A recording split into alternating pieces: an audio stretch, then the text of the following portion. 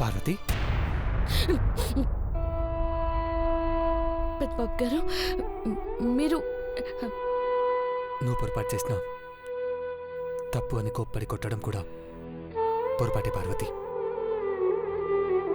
ప్రసాదంలో విషయం ఉందని పారపోసావు, కానీ అందులో ఏం లేకున్నా ఏదైనా ఉందేమో అన్న భయం నాకుంది పెద్దబాబు గారు. అందుకే అట్ట చేసిన.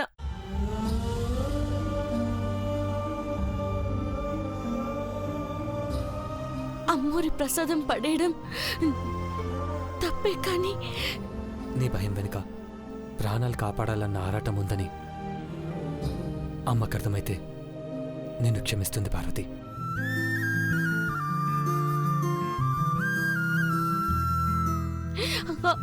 అమ్మగారు సంతోషంగా ఉండేలా చూసుకోవాలని చూస్తే ఏదో ఒకటి జరిగి ఆ అమ్మ కోపాన్ని చూస్తున్నాను పెద్దబాబు గారు. నువ్వు ఇంట్లో మంచి పేరు తెచ్చుకున్నావు, మంచి స్థానం సంపాదించుకోవాలని చూస్తే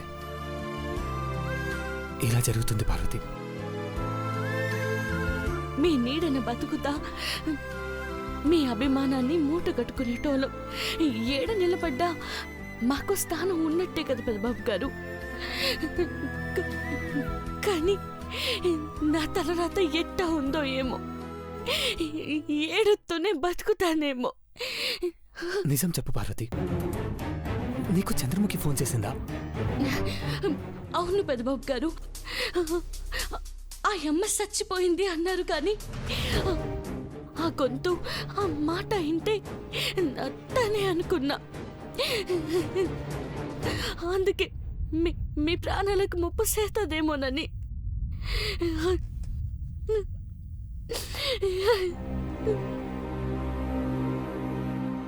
ఎవరో నేను ఏడిపించాలని అలా చేసుంటారనుకుంటా. సరే, జరిగిందేదో జరిగిపోయింది. ఇక నుండి జాగ్రత్తగా ఉండు.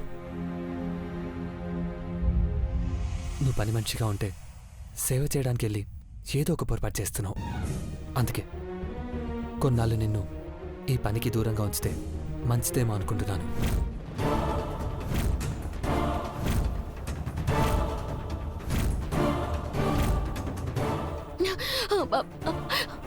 ఆ పని చేయకండి పెద్దబాబు గారు.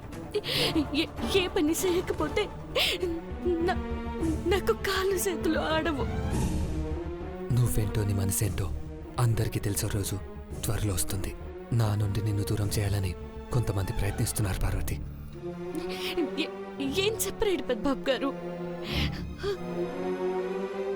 ఏం లేదు పార్వతి. దేవా, అమ్మగారు వస్తున్నారు, మీరు వెళ్ళండి పెద్దబాబు గారు, సొత్తే కోపడతారు. దేవా, యా యా యా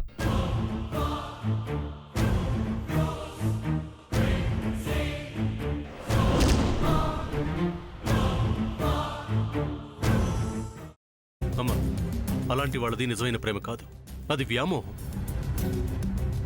ఎగ్జాక్ట్లీ చిన్నత్త, నిజంగా ప్రేమించుకున్న వాళ్ళు అలా చేయరు.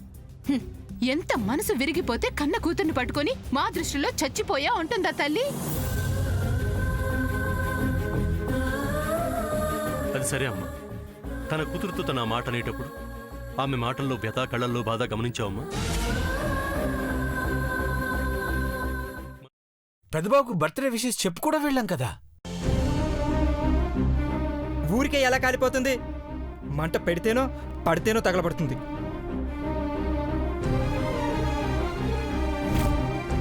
కరెక్ట్ చిన్నబాబు, నీకొచ్చినట్టే నాకు డౌట్ వచ్చింది.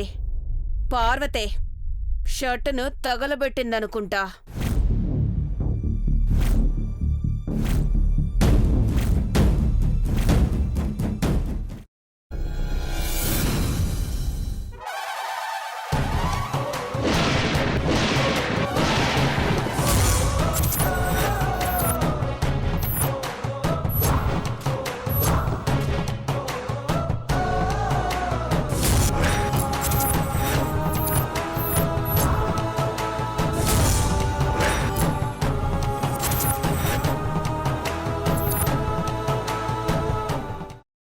వేయించుకున్న తర్వాత పొట్టు తీసేసి చాప్ చేసి పక్కన పెట్టుకోవాలి.